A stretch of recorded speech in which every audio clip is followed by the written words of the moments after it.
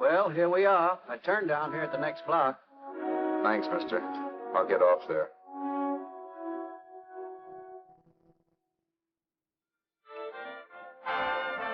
Want anything else? No. Hey, you. Me? Yeah, you. Which way you heading? East. Too bad. I thought if you was heading north, I might be able to help you out. I'm pushing the Salt Lake, and I don't like to ride it alone at night. I'm one of those guys that got to talk or I fall asleep. Oh. Sure, no, my partner, he's got Lou to keep him company, but I ain't got nobody at all.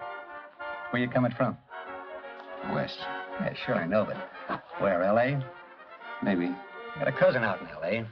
You don't say. Yeah, he's been out. You're not much of a talker, are you? My mother taught me never to speak to strangers. Oh, a wise guy. So what? Okay, don't get sore. Just trying to be sociable, that's all. Hey, Glamorous. You change for a dime, will you?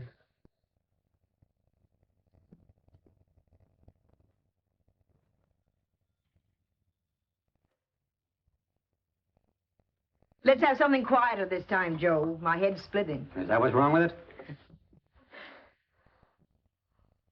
Done with your coffee? No. And don't rush me, will you?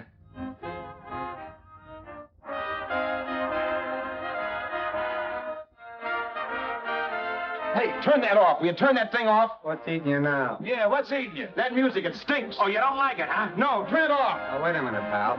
That was my nickel, see? This is a free country, and I play whatever I want to. Hey. Sure, and if you don't like it, you don't have to listen to it. And you can leave here anytime you want to. Okay, I'm sorry I asked. First good piece played tonight and you don't like it. Some people just ain't got any good taste.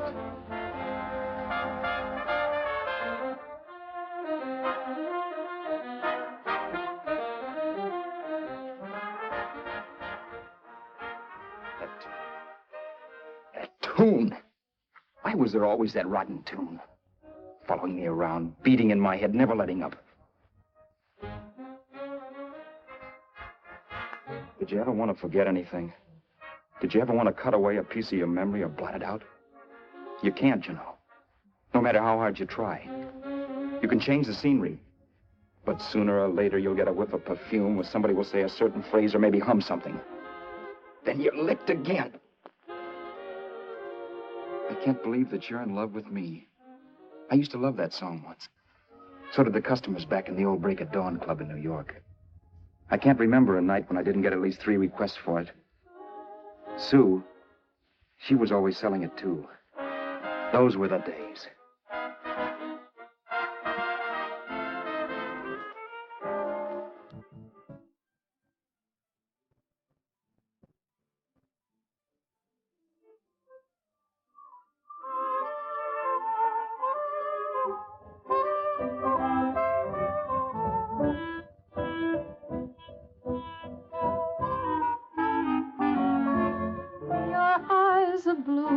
Kisses too, I never knew what they could do. I can't believe that you're in love with me.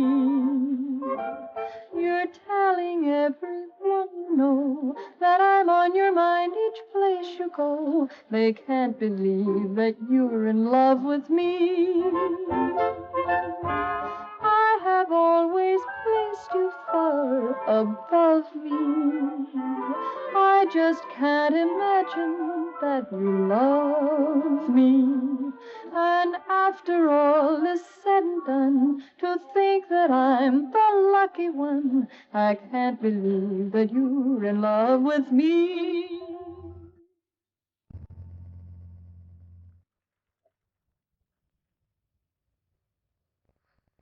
It wasn't much of a club, really. You know the kind. A joint where you could have a sandwich and a few drinks and run interference for your girl on the dance floor. I pounded the piano in there every night from 8 until the place closed up, which usually meant 4 in the morning. A good job as jobs went in those days. Then, too, there was Sue, who made working there a little like working in heaven. But how we felt about each other, well, there was nothing very unusual in that. I was an ordinary healthy guy, and she was an ordinary healthy girl, and when you add those two together, you get an ordinary healthy romance, which is the old story. Sure. But somehow, the most wonderful thing in the world.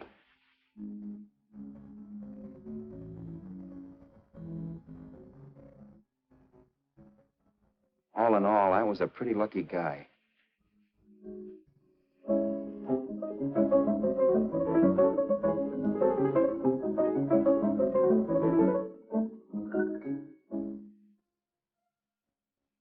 Mr. Paderewski, I presume. It's beautiful. You're going to make Carnegie Hall yet, Al? Yeah, as a janitor. I'll make my debut in the basement. I don't blame you for being bitter, darling, but you mustn't give up hope. Why, someday... Yeah, someday. If I don't get arthritis first. In the meantime, let's blow this trap.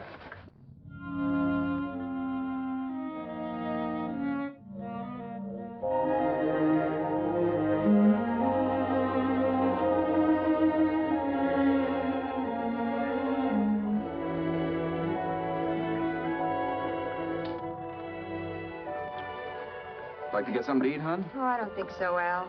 I lose my appetite working in this flea bag. Let's go home. Okay. I can't stand much more of that dump. Did you see that drunk tonight trying to paw me? No, what drunk? Does it matter what drunk? Say, what's the matter with you tonight, darling? That's the third time you started to tell me something and then stopped. We shouldn't have any secrets from each other, Sue. Next week, we're going to make with the ring and the license. You and me will be a team. Yes, that's right. In the Bush League. I don't get you. We've been struck out. It's a funny way to talk, darling. Don't you want to marry me? Al, look, I love you. You know I do, and I want to marry you. But not now. Only after we've made good. Sunday, I'm going away. Oh, I know you'll think it's silly. That's why I hesitated to tell you. But I'm going to California. I want to try my luck in Hollywood. that's the most stupid thing I ever heard of. Don't you know millions of people go out there every year and wind up polishing cuspidors? I thought you had better sense. You sound as if you don't think I have any talent. That has nothing to do with it. I'll make out all right. Maybe. But what about me? Doesn't it mean anything to you that you're busting up all our plans? We may not see each other for years? It won't be that long. I thought you loved me. I do. You know I do. Well, here we are.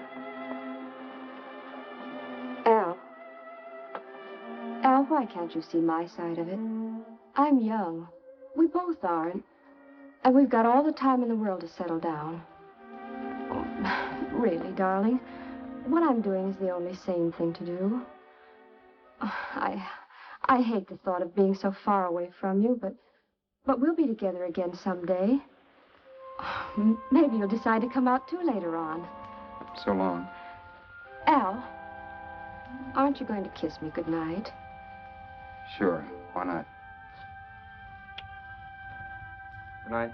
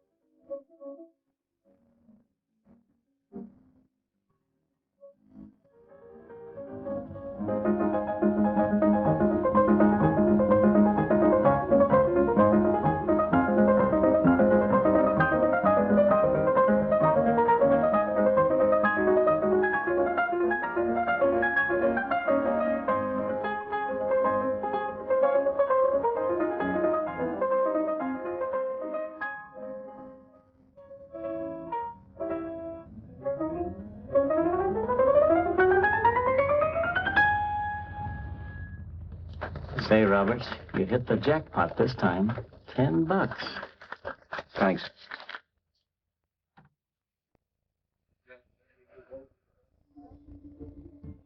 So when this drunk handed me a 10 spot after a request, I couldn't get very excited. What was it, I asked myself? A piece of paper crawling with germs. Couldn't buy anything I wanted. It couldn't... Then I thought of something.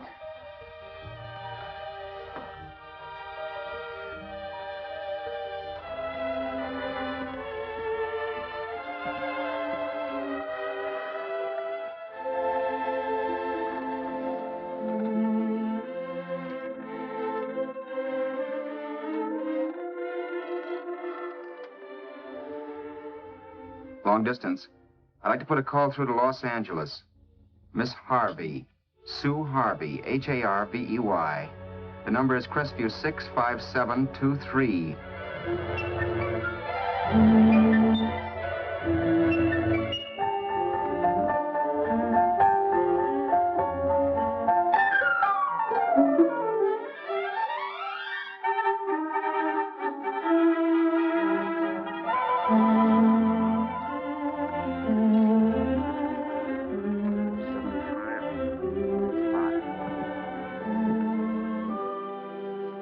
Hello, Sue?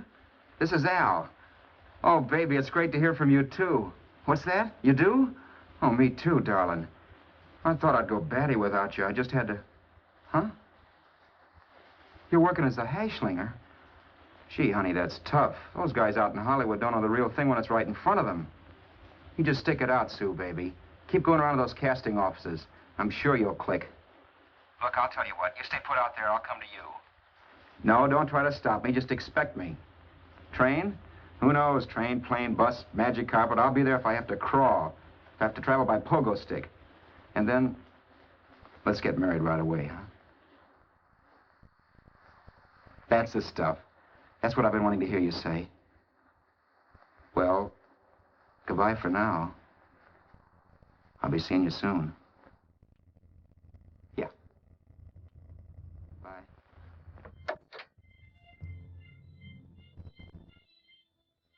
The only way I could cross country was to thumb rides. For even after hawking everything, I only had enough money to eat. Money. You know what that is. It's the stuff you never have enough of.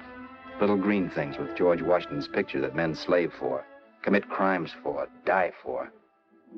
It's the stuff that has caused more trouble in the world than anything else we ever invented.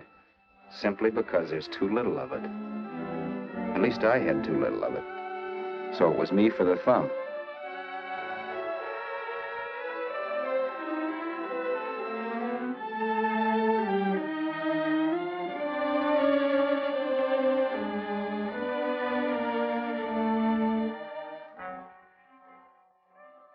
Ever done any hitchhiking? It's not much fun, believe me. Oh, yeah, I know all about how it's an education, how you get to meet a lot of people and all that. But me, from now on, I'll take my education in college, or in PS 62, or I'll send $1.98 in stamps for 10 easy lessons.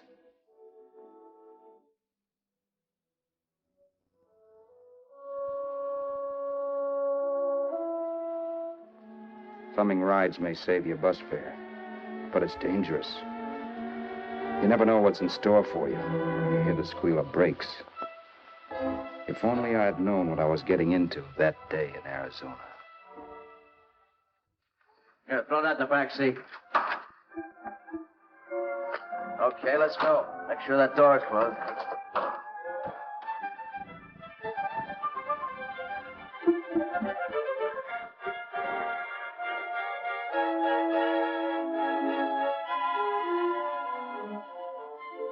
You know, Emily Post ought to write a book of rules for guys thumbing rides.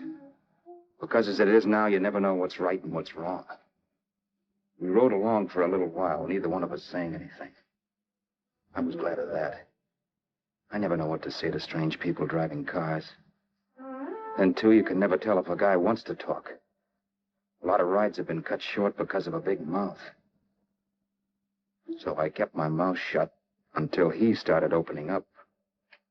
Hand me that little box, the compartment, will you, pal? Hold the wheel, will you?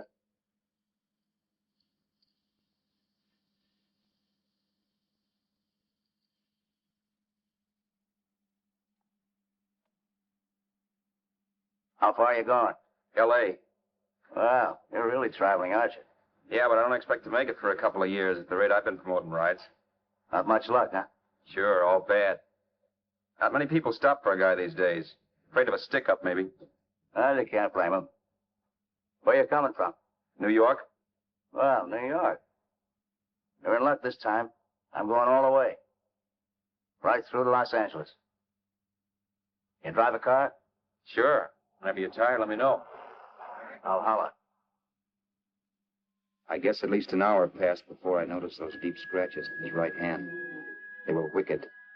3 puffy red lines about 1/4 of an inch apart.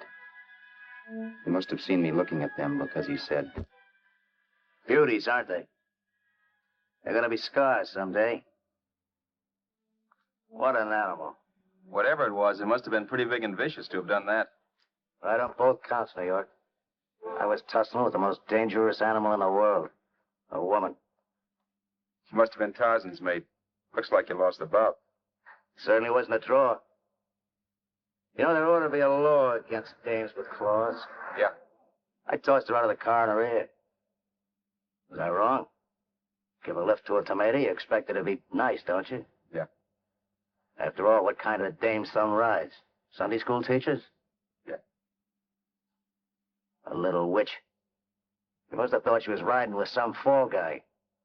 And me, who's been booking horses around racetracks since I was 20. I've known a million dames like her. 2 million. Yeah. Stop the car, open the door. Take it on the yard, the Duffy sister, I told her. That's the stuff. As that was done, huh? But if you want to see a real scar, brother, get a load of this. Wow. I got that one dueling. Dueling? Yeah, we're just kidding, of course. My dad owned a couple of Franco-Prussian sabers. Kept them on the wall for decorations. Well, one day, the kid and I took them down. When the old man wasn't around. Had a duel. He got me in the arm here. Pretty mean cut. Infection set in later. Yeah, I can see that. Now, give me that box again, will you? Yeah.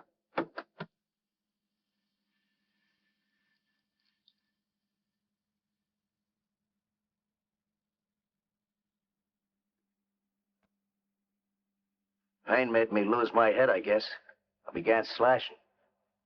Before I knew it, I'd put the other kid's eye out. That was tough. Well, it was just an accident, of course. Do you know how kids are? I got scared, decided I was going to run away from home. Old man almost caught me when I was packing my duds. The bloody rag I had wrapped around my wrist hadn't caught his attention. You've seen the bundle for sure. But I beat it when he was phoning for a doctor. That was 15, 16 years ago. I haven't been home since. Pull in there for a bite or something, huh? a bite or something. Brother, was I hungry. I hadn't had anything in my stomach for hours. Yet even with that gnawing in the pit of my belly, I didn't want to be in too big a rush to put on the feed bag. First, I had to make sure this guy knew the score. If I got him down on me, goodbye ticket to Hollywood. I'll wait out here for you, mister. Well, there's the money. Don't worry about paying for it. This time it's on me. Well, that's what... Pascal, think nothing of it. You make your first million, maybe you can do the same for me. Come on, New York. I gotta make the West Coast by Wednesday. There's a horse running in Santa Anita named Paradiesical. Means dough to me if I'm on him. We'll make it all right. He did most of the talking during the half hour we were in the place. I ate. He rambled on about his old man, whom we hadn't heard from since he ran away as a kid. Now he happened to become a bookie. And then all about how he got rooked in Miami. One race, 38 grand. They cleaned out my book. How do you like that? That was tough luck. Yeah, and I'm supposed to be the smart guy. Well, you just wait. I'm going back to Florida next season with all kinds of jack. And you watch those stinkers run for cover. You want anything else? No, thanks. I've had plenty.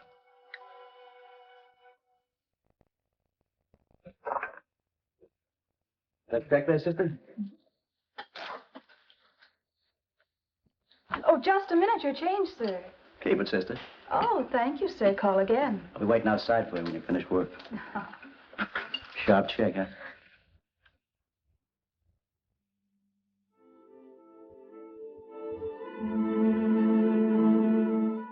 drove all that night while Haskell slept like a log. After a while, I began to get sleepy myself. I was happy, though. Soon I'd be with Sue again. The long trip was practically over, and there'd be no more hoofing it down the concrete. I began to think of the future, which couldn't have been brighter if I'd embroidered it with neon lights. It was nice to think of Sue shooting to the top. It's amazing what a full belly can do to your imagination. Your eyes of blue, your kisses too, I never knew what they could do. I can't believe that you're in love with me. You're telling everyone you know I'm on your mind each place you go. I can't believe that you're in love with me.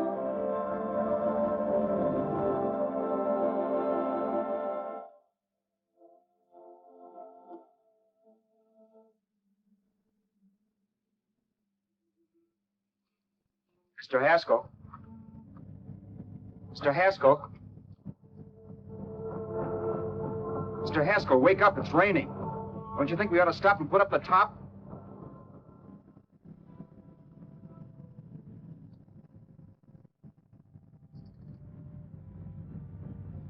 Mr. Haskell, I'm going to put up the top.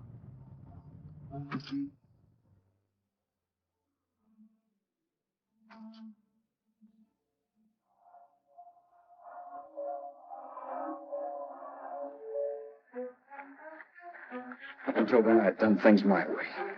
But from then on, something else stepped in and shunted me off to a different destination than the one I had picked for myself. The one I pulled open that door. Mr. Haskell, what's the matter? Are you hurt? Are you hurt, Mr. Haskell? Start your sermon. I'll listen to it. But I know what you're going to hand me even before you open your mouths.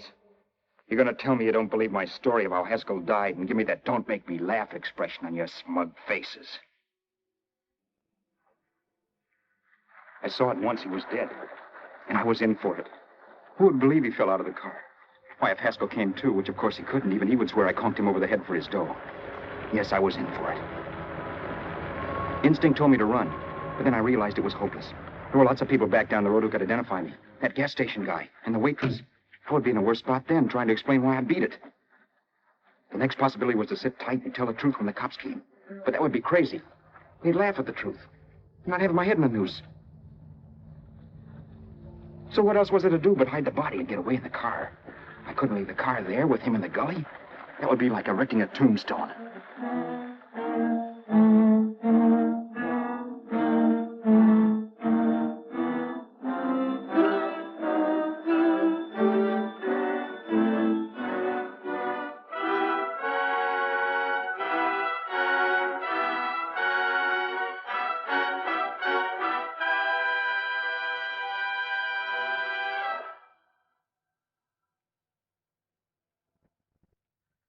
My idea was to cover him with brush, not to rob him. But then I remembered that even if I only drove the car for 100 miles or so, I would need money for gas. Besides, it was stupid of me to leave all that money on a dead man. Not only that, I'd have to take his driver's license in case I was stopped for something.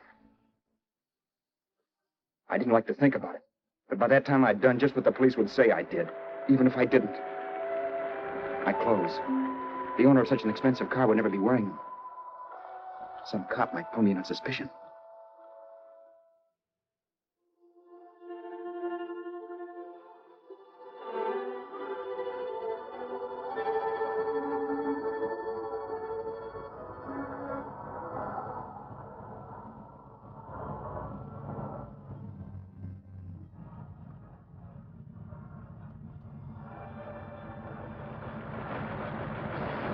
Hey, you, this your car?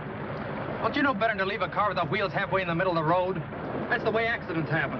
I'm sorry, officer. I was just putting up my top. I didn't think. Well, the next time, think. I'll let you go now, but watch your step in the future. I know that's a lonely stretch, but cars come by here once in a while, and we have plenty of crack-ups. Thanks.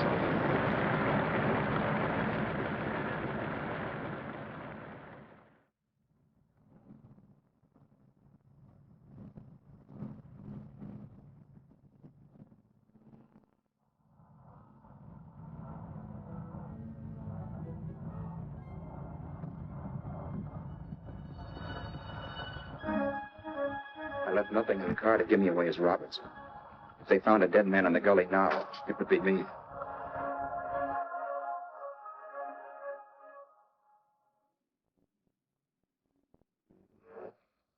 As I drove off, it was still raining, and the drops streaked down the windshield like tears.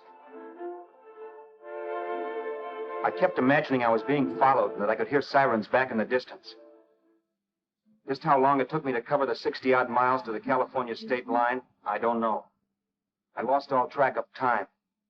But the rain had stopped and the sun was up when I pulled up to the inspection station.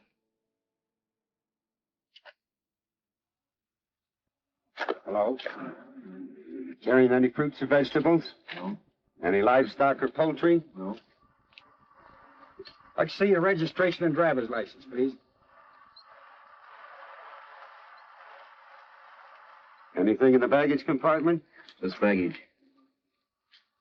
Charles Haskell, Jr., age 30, brown eyes, dark hair. Identifying marks, none. Are you Charles Haskell, Jr.? Yes. Well, remember, if you're employed and you stay over 30 days, you take out California plates. All right, officer, but I'll only be in the state a short while. Right, you can go now.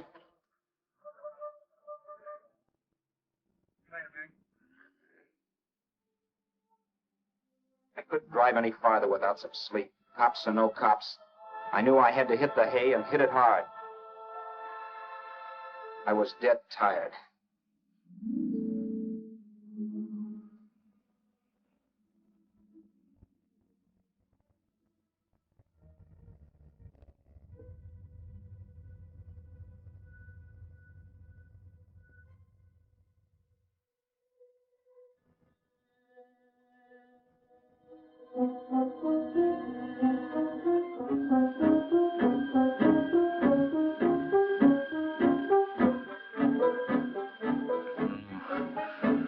No, you can't, Mr. Haskell. No.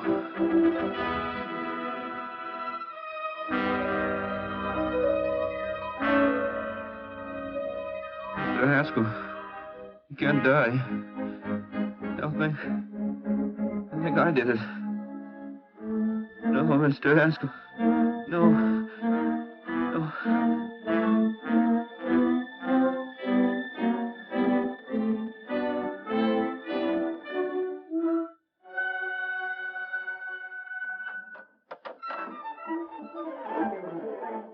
Who's there? It's the maid. Can I come in and clean? Later. In a half hour. All right, sir.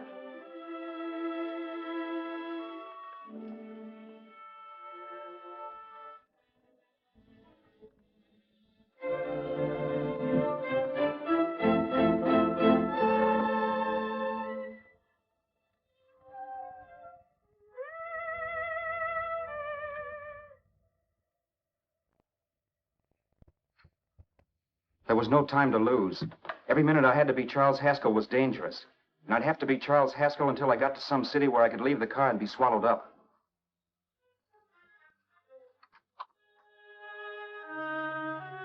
That meant driving the car as far as San Bernardino, maybe even to Los Angeles. In a little town, I might be noticed, but in a city, I should be safe enough. Then, after I ditched the car, I could go on to Sue. But those 5 minutes at the state line made me realize it might be a good idea to find out a little bit about Mr. Haskell. Then, if anybody asked me questions, I could give the right answers. The first thing I found out was that I had $768. This was a lot of jack. But believe me, it was the kind of money I'd rather not have.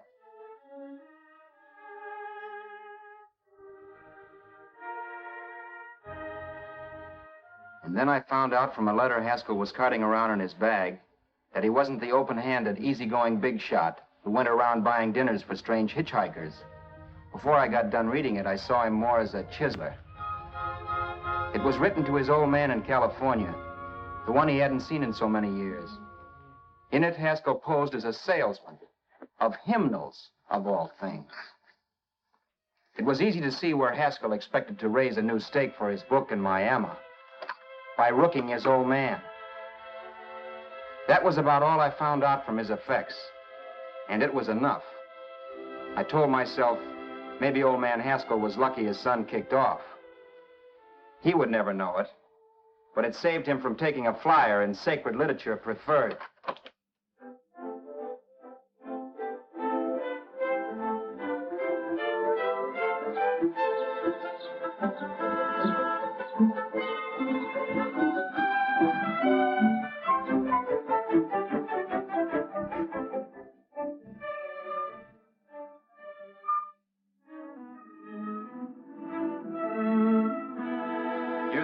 At Desert Center, I pulled up for water.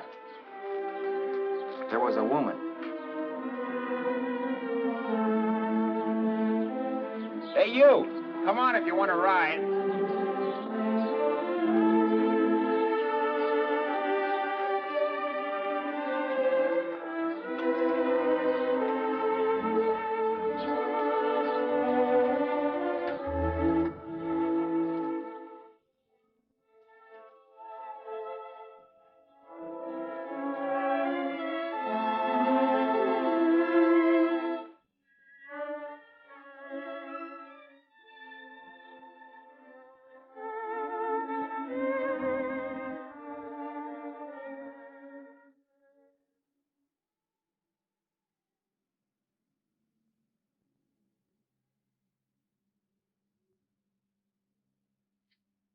How far are you going? How far are you going? That took me by surprise, and I turned my head to look her over. She was facing straight ahead, so I couldn't see her eyes. But she was young, not more than 24. Man, she looked as if she'd just been thrown off the crummiest freight train in the world. Yet, in spite of this, I got the impression of beauty. Not the beauty of a movie actress, mind you, or the beauty you dream about when you're with your wife, but a natural beauty. A beauty that's almost homely because it's so real. Then suddenly she turned to face me. How far did you say you were going? Los Angeles? L.A.?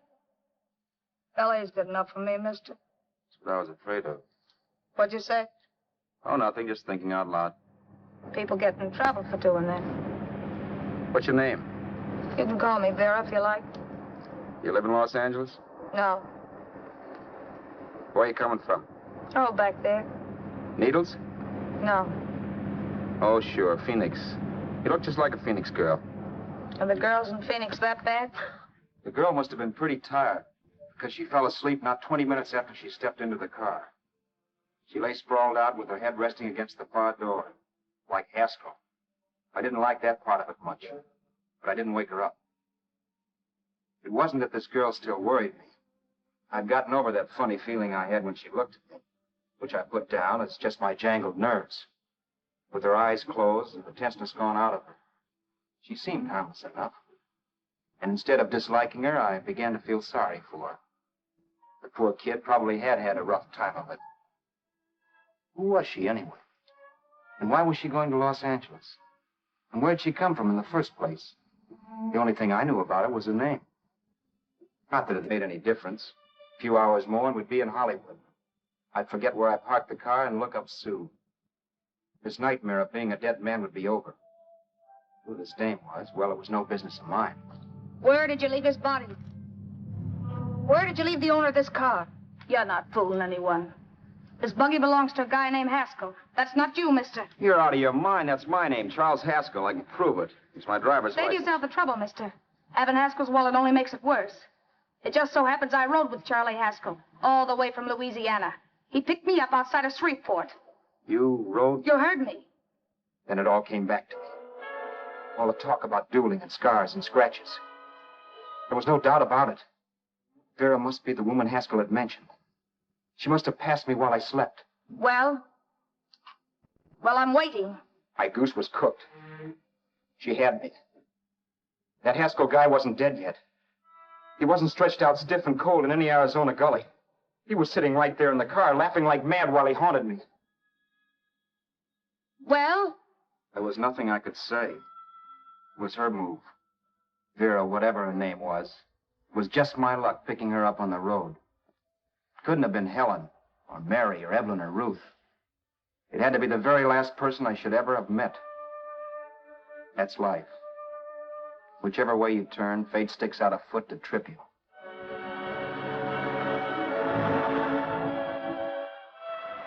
I told her everything, but she didn't believe my story. I should have saved my breath.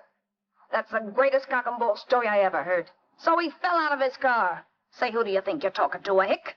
Listen, mister, I've been around, and I know a wrong guy when I see one.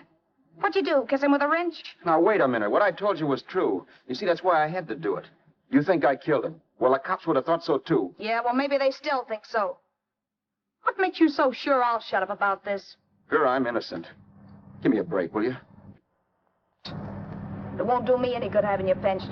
The cops are no friends of mine. Now, if there was a reward, but there isn't.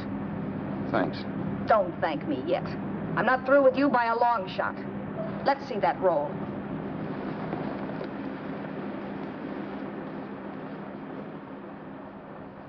Is that all Haskell had? Isn't it enough? No, I thought he had more. Not that I know of. You can search me. You think I'm holding out on you? Well, maybe I will at that. He told me he was going to bet $3,000 on a horse named Paradisical on Wednesday at Santa Anita. He was stringing you along. He meant 300. Maybe. Sure, $3, 300. He was a piece of cheese, a big blowhard. Listen, mister, don't try and tell me anything about Charlie Haskell. Remember, I knew him better than you did. Okay, then you knew he was a four-flusher. That explains the $3,000 bet. I'm not so sure he didn't have that $3,000. Why should I believe you? You got all the earmarks of a cheap crook. Now, wait a Shut minute. up. You're a cheap crook and you killed him. For 2 cents, I'd change my mind and turn you in. I don't like you. All right. Don't get sore. I'm not getting sore.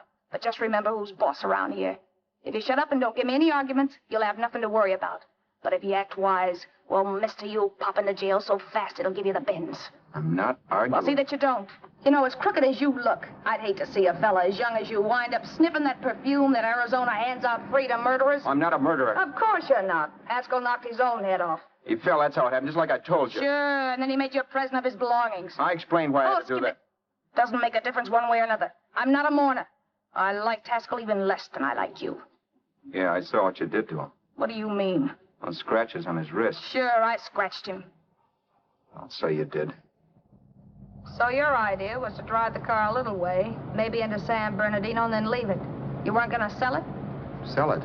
You think I'm crazy? Somebody else's car? See, all I want to do is leave it somewhere and forget I ever saw it. Not only don't you have any scruples, you don't have any brains. I don't get you. Maybe it's a good thing you met me. You'd have got yourself caught, sure. Why, you dope. Don't you know a deserted automobile always rates an investigation? Huh? Look, the cops find a car. Then they get curious. They wonder where the owner is. So, all right, they don't trace Haskell. They trace you. I never thought of that. The only safe way to get rid of the car is to sell it to a dealer. Get it registered under a new name. Say, stop at the next store. I want to get a bottle and do some shopping before we hit L.A. Okay. As soon as we find a place, I'll drop you off and pick you up later. Nothing doing. You're coming in, too. From now on, you and I are like the Siamese twins. Have it your way. I don't get the point. The point is, I don't want you to get lost. I'm not going to beat it if that's what you're afraid of. I'll say you're not. Well, I'm going to see that you sell this car so you don't get caught. Thanks. Of course, your interest wouldn't be financial, would it? You would want a small percentage of the profits. Well, now that you insist, how can I refuse? 100% will do. Fine. I'm relieved. I thought for a moment you were going to take it all. I don't want to be a hog. A few hours later, we were in Hollywood. I was recognizing places Sue had written about. It struck me that far from being at the end of the trip, there was a greater distance between Sue and me than when I started out. Vera wasn't kidding with that Siamese twins crack. She rented a little apartment as Mrs. Charles Haskell. When I objected to this, she explained that it was on account of the car. A dealer might think something was funny if he called and found we were using different names.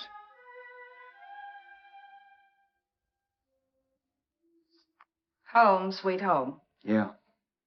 Not bad, either.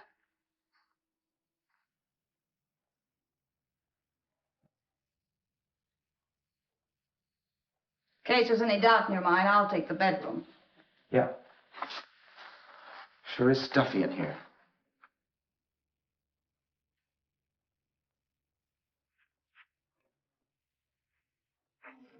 Keep the window shut. Okay. The old crow downstairs said there's a folding bed behind this door.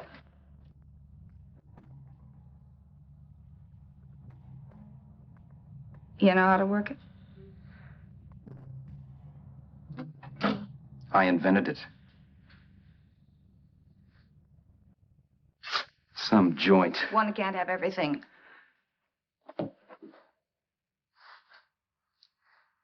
I'm first in the bathtub. I don't know why, but I figured you would be.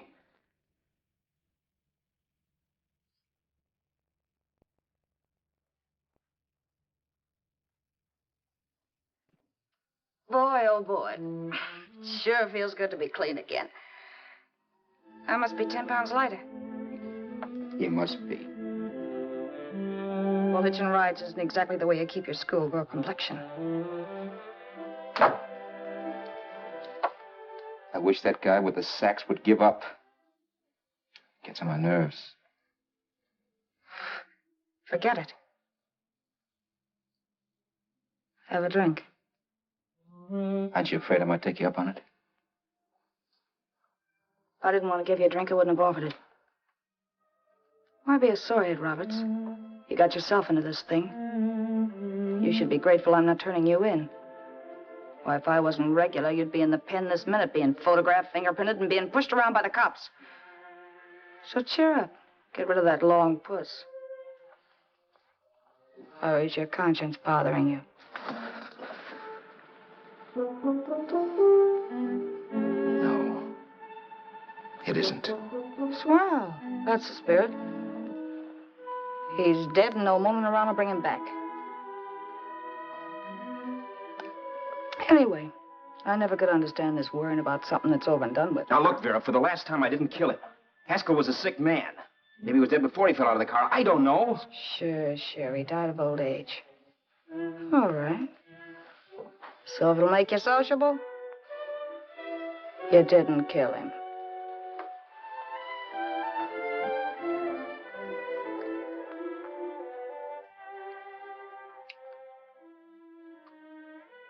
Thanks.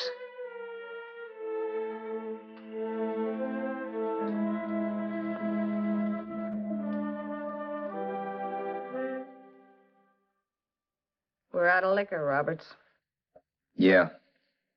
Too bad. I felt like getting tight tonight. Well, I think you succeeded. Am I tight? As a prima donna's corset. That's good. I wanted to get tight. Why? What have you got to get tight about? Oh, I don't know. Few things. You should have my worries. If I had your troubles, I'd stay sober. And I've got the key to that door. Yeah. Maybe you're right. I'm always right. You know, I don't like your attitude, Roberts. Well, there's a lot of things I don't like. Sure. But life's like a ball game. You gotta take a swing at whatever comes along before you wake up and find it's a ninth inning. You read that somewhere. That's the truth, Roberts. All you do is bellyache. Taking it easy and, well, trying to make the best of things.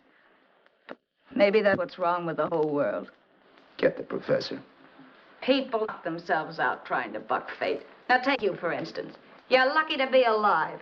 Why, suppose Haskell had opened your door. You'd be playing a harp now. Think of that. You think of it. I'm tired of thinking. There's plenty of people dying this minute. I would give anything to trade places with you. I know what I'm talking about. I'm not so sure. At least they know they're done for. They don't have to sweat blood wondering if they are. Your philosophy stinks, pal. We all know we're going to kick off someday. It's only a question of when. But what got us on this subject anyway? We'll be discussing politics next. Yeah. Where'd you hide the butts? On the table, sucker.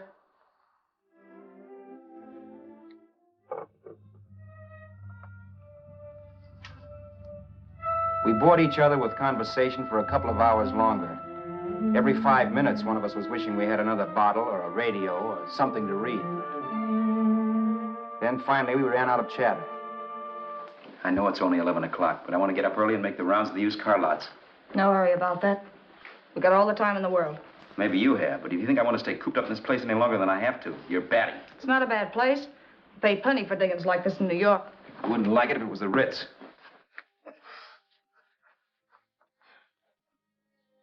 rotten liquor. You got a mean cough. Want to do something about it. I'll be all right. That's what Camille said. Nobody you know. Wasn't that the dame that died of consumption? Yeah. Wouldn't it be a break for you if I did kick off? You'd be free with all Haskell's dough and car. I don't want to see anybody die. Not even me? Especially not you.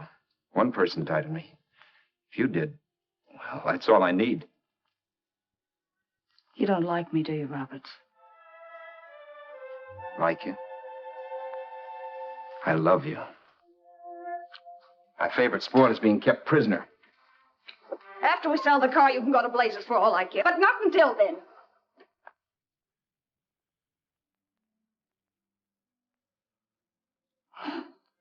I'm going to bed.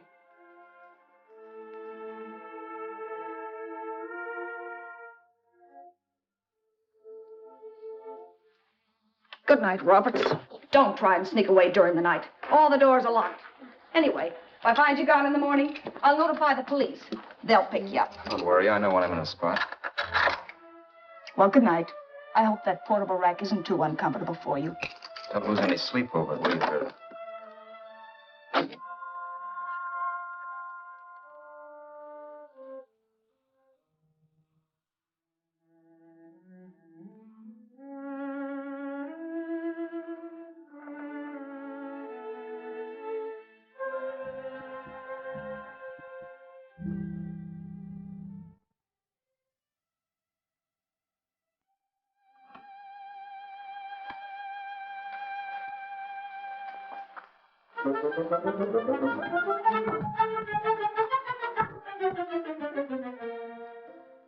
First few.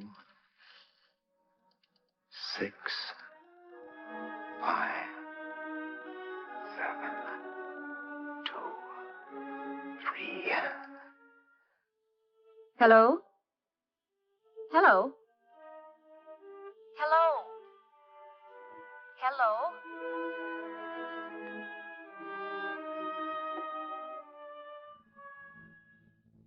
No. Not yet, darling. Tomorrow. Maybe. If this were fiction, I would fall in love with Vera, marry her, and make a respectable woman of her. Or else she'd make some supreme Class A sacrifice for me and die. Sue and I would bawl a little over her grave and make some crack about there's good in all of us. But Vera, unfortunately, was just as rotten in the morning as she'd been the night before. All right, I'm coming. Look, Vera, it's almost noon. So what? The dealers will be there all day? They'll be there all year, too, but it doesn't wait that long. Shut up. You make it like a husband. Well, do I rate a whistle? You sure do, but let's go. Let's go, let's go. I spent $85 in 2 hours preparing bait, and all you can say is let's go. Come on.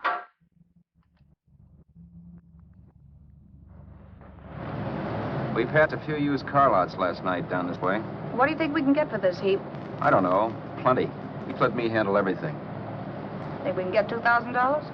I don't know, but don't worry. I'll squeeze as much out of this guy as I can. If I let it go cheap without a fight, he might think we've stolen the car. And listen, don't make any slips and call me Roberts. That'll cook us. I don't need you to tell me that. You better just sit by and keep your mouth closed. Remember, we're both in the soup if anything happens. Forget it and drive.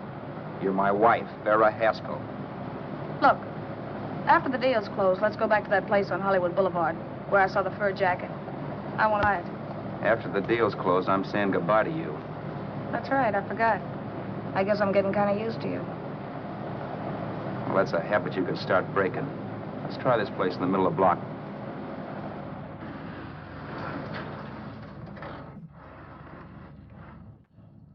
Good afternoon. What can I do for you? We're interested in selling a car. If the price is right. Well, if it's in good mechanical condition, it should blue book for about $1,600. Tony, take a look at this motor. 1,600. Are you kidding?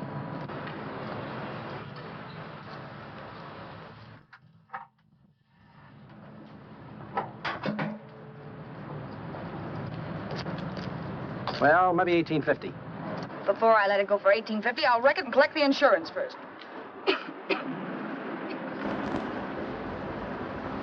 Lady, this motor's seen a lot of driving.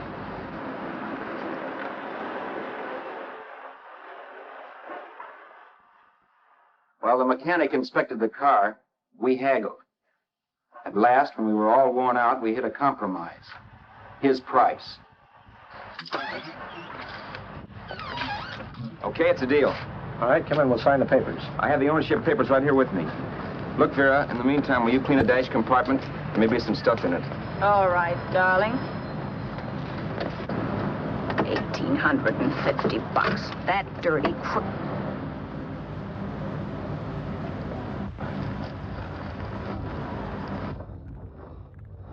New York, huh? Yeah. But you bought the car in Miami? Yeah. Well, now let's see about the insurance. We can either have it transferred or canceled. What kind of insurance do you have, Mr. Haskell? Well, aren't all the papers there? I don't see any. Surely you know what type of insurance you carry in the car. The name of the company?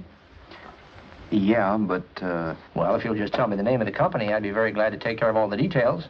well, Did you sign the papers yet? not yet. Well, don't.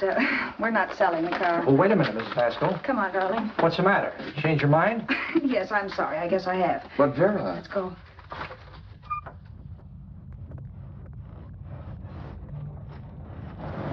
You got me out of a tight spot, Vera.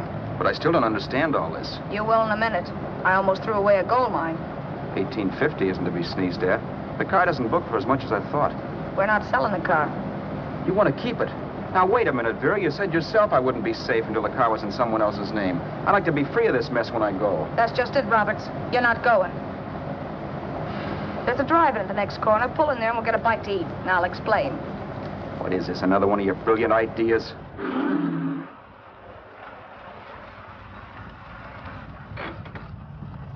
Oh, I take your order? Make mine a ham sandwich and coffee. And for you, sir? Oh, I don't care. The same. Thank you.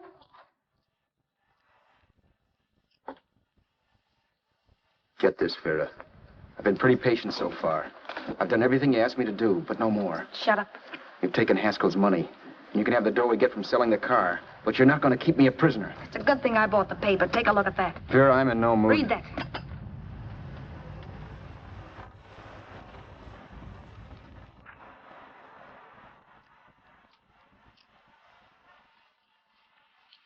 No. Yes. No, I won't do it. Yes, you will. You think I'm crazy? It's impossible, I tell you. Excuse me.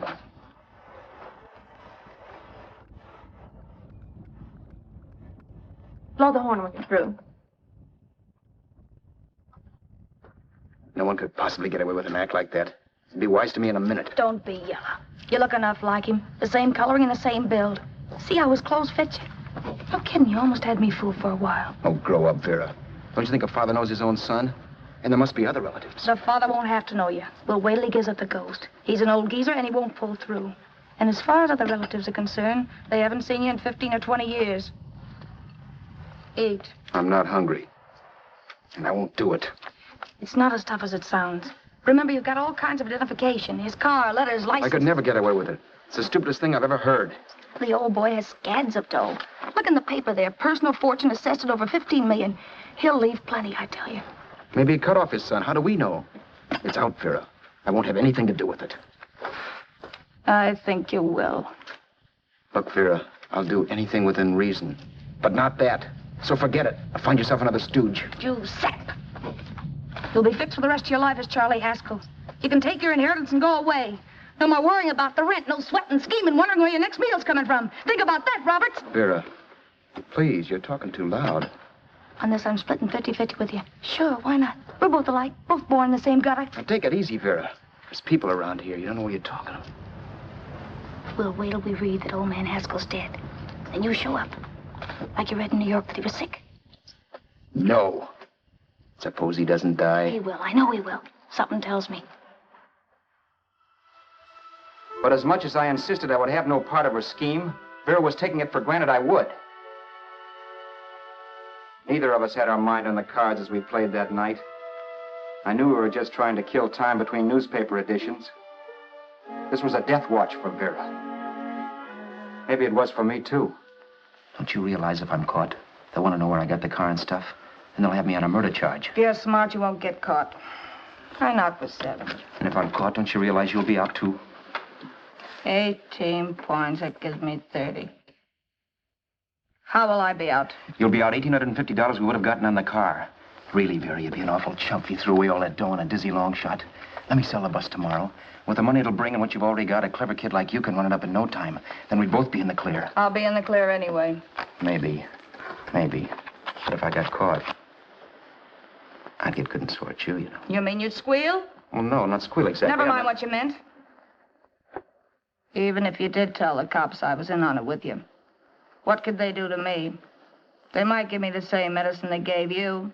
Yeah. A rope. But I'm on my way now. All they'll be doing will be rushing it. All right. But think of the $1,850 you'd lose. You'd kick yourself along the block if they let it get away from you. I'll take the chance. Want another drink? You're being a goon. That's the way people wind up behind the 8 ball. Once they get a few dollars, they become greedy and want more. My. Caesar. Who? You know that Roman general? He got his for being greedy. He wasn't satisfied, so the final wind-up was he took the count. A couple of days ago, you didn't have a dime. Why, you were so broke you couldn't pay cash for a postage stamp. Now you've got almost $700 with $1,850 in the offing. Take my advice. Don't try for more. I'm tired of this game. Let's have some blackjack. Play solitaire. Okay, I will if that's the way you feel about it. That's the way I feel about it. Getting sore and throwing things won't help much, Roberts. I'm really doing you a favor. I help you out of a jam by keeping my mouth shut. I show you how to make some soft money. And what thanks do I get? Thanks. Sure. Or would you rather call the cops and told him you killed a man and stole his money? Yes, you did. No, I didn't. You know I didn't. All right, then. Suppose I call the cops. If you're innocent, what do you got to be scared of? Okay. Call them, you mutt. Go ahead and call them, see if I care. At least they'll give me a square deal.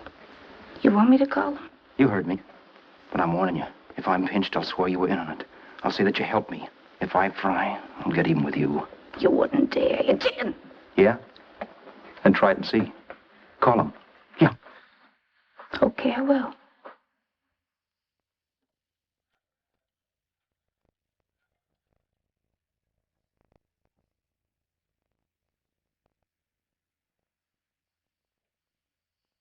Information? I want the number of the Hollywood police station. Okay, I got it, thanks. Wait a minute, Vera. You wouldn't do that. Well, wouldn't do that, and I'll show you if I would. Take it easy now. Let's talk this over. This was early in the evening, and the conversation, while hectic, was at least pitched low. But as the minutes passed, and more obstacles to her plan popped into my head, the air got blue. Each word coming from our lips cracked like a whip. I reminded her that as Charles Haskell, I didn't even know my mother's name, where I'd gone to school, the name of my best friend, whether I had an Aunt Emma or not, my religion, and if I'd ever owned a dog. I didn't even know what my middle initial stood for. I also pointed out that the real Haskell had a scar on his forearm. His people never saw that scar. He told me he ran away right after putting out the kid's eye. Yeah, but his father knew he was cut. It'd have to be some kind of a mark. So what? The old man's dead, or will be. I hope by tomorrow morning's papers. Anyway, you could cut yourself a little, couldn't you? Boy, for that kind of dough, I'd let you cut my leg off. You're drunk and you're crazy mad, Vera. Turn me in if you want to, but I won't get mixed up in this. Besides, how do we know Haskell was such a phony? Maybe it wasn't the man's son at all. Maybe he just dreamed it up. Well, dreaming or not, you won't be dreaming when the law taps you on the shoulder.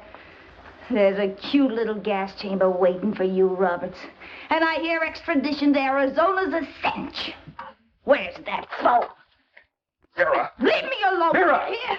I want a phone call, police. I hate you, you stinker. You leave me alone. I'll let you alone when you promise to leave the phone where it is. You're drunk. You don't know what you're doing. You're hurting me. Will you promise? All right.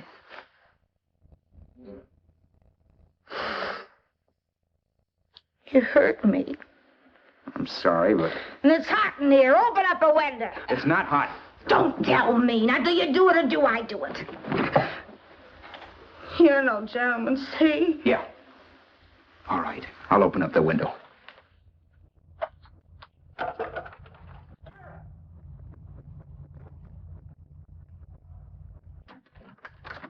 Vera, open the door. Please open the door. Vera, open the door. Don't use the phone. Listen to me.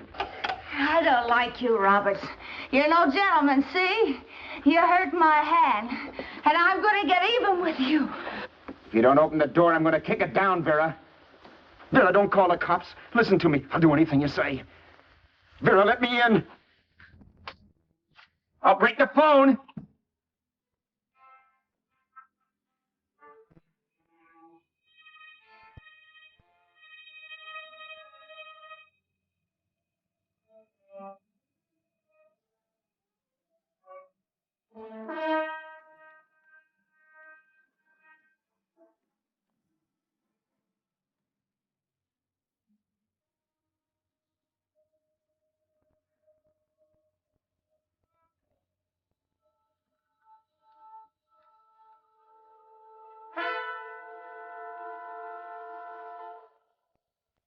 The world is full of skeptics.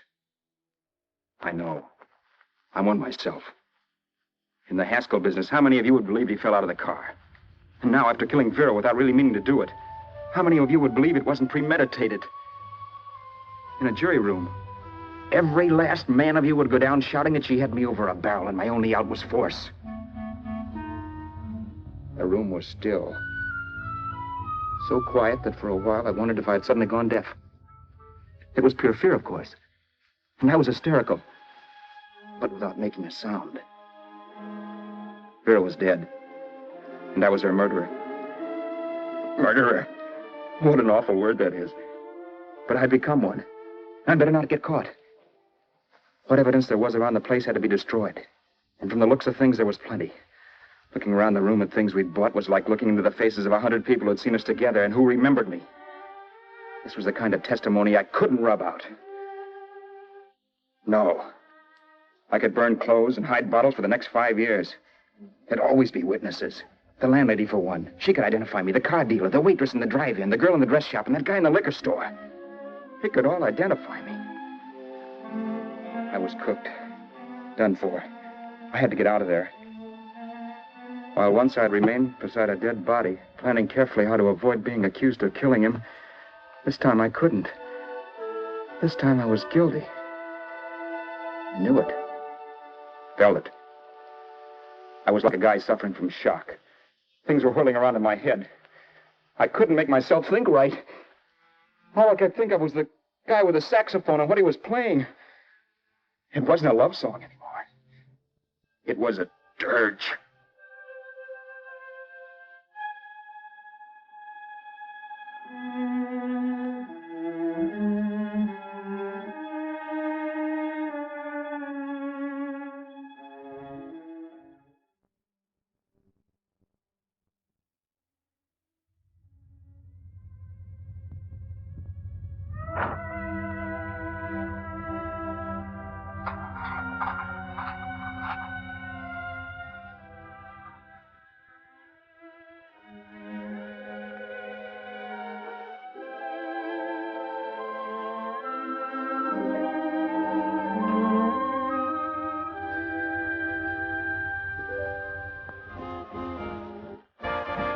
My problems weren't solved.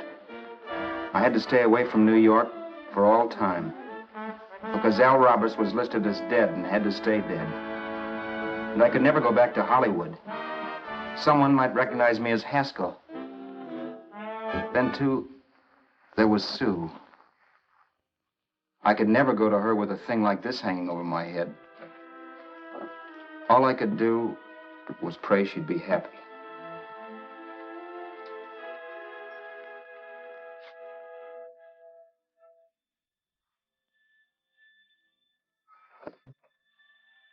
I was in Bakersfield before I read that Vera's body was discovered, and that the police were looking for Haskell in connection with his wife's murder. Isn't that a laugh?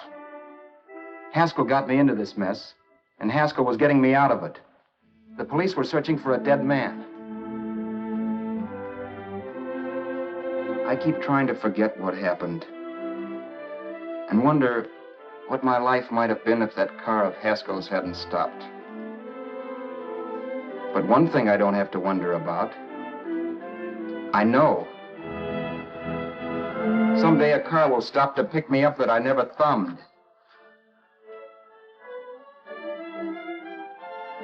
Yes. Fate, or some mysterious force, can put the finger on you or me for no good reason at all.